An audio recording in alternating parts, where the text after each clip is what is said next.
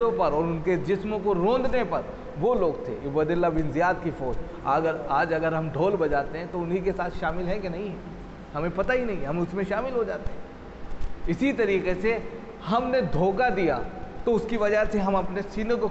پیٹنے لگے، زد و کوب کرنے لگے اور یہ لوگوں کے سامنے پیش کریں کہ ہم ان کے ساتھ تھے۔ ارے سب سے بڑے دھوکے باز آپ ہو، اگر آپ دھوکہ نہ دیتے کسی کی ہمت نہیں تھی کہ وہ ان کا بال بیگا بھی کر دیتے۔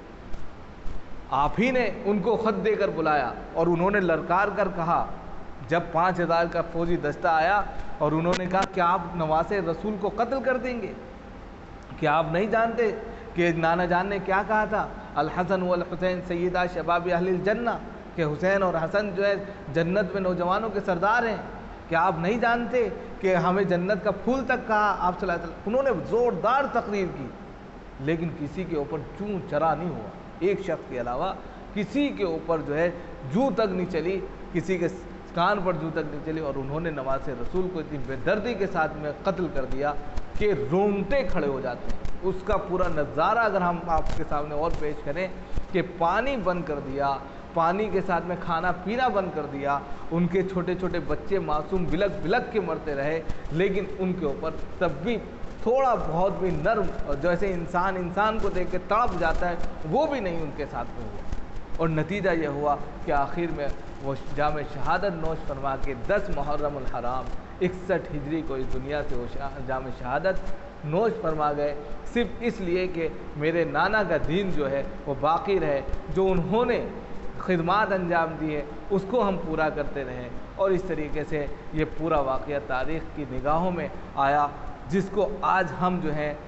تعزیہ نیازی کے ذریعے یا جو ہے ماتم زنی کے ذریعے یا جو ہے ہم جو ہے ڈھول بجا کر یعنی کہ شرمندہ کرتے ہیں، ان کی روح کو شرمندہ کرتے ہیں، اس پورے ان کی دعوت کو شرمندہ کرتے ہیں، ان کی اس خدمات کو، کہ انہوں نے اپنی جان کی بازی بھی لگا دی صرف دین کے خاطر۔ آخر وقتوں میں انہوں نے نماز پڑھی، آخر وقت میں وہ نماز کے دائی اور سپاہی بنے رہے، لیکن آج ہم جو ہے نماز کو نہیں آتے بلکہ دوسری تمام چیزوں میں خرافات میں لگے رہتے ہیں۔ ہم سبیل لگاتے ہیں، ہم کچڑا بانٹتے ہیں، ہم بریانی بانٹتے ہیں،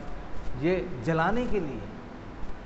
ان کو تو آپ اگر یہ کرنا تھا تو اس وقت ان کے ساتھ کھڑے ہو جاتے۔ آج تمہارے بانٹنے سے کیا ہوتا ہے، وہ تو بندہ چلا گیا۔ تو اپنے جرم کو چھپانے کے لیے، اپنی کہہ سکتے ہیں کہ غلطی کو چھپانے کے لیے دوسرے کے اوپر مورد الزام ٹھہرا دیتے ہیں کہ دوسرا ہی غلط تھا، ہم تو صحیح تھے۔ یہی آج ہو رہا ہے، تو اس لیے اس سے بچنا چاہیے۔ اور اسی لیے یہاں قرآن نے کہا کہ آپ ان کو جو اللہ کے راستے میں شہید ہو گئے مردہ مت کہو، وہ تو زندہ ہیں اور ان کو اللہ کی طرف سے روزی دی جاتی ہے۔ تو اس لیے یہ پورا واقعہ کربلا جو آپ کے سامنے رکھا گیا، اللہ تعالی ہم سب کو عمل کی توفیق و نصیب فرمائے اور صحیح معنوں میں دین کی خدمات کے لیے قبول فرمائے۔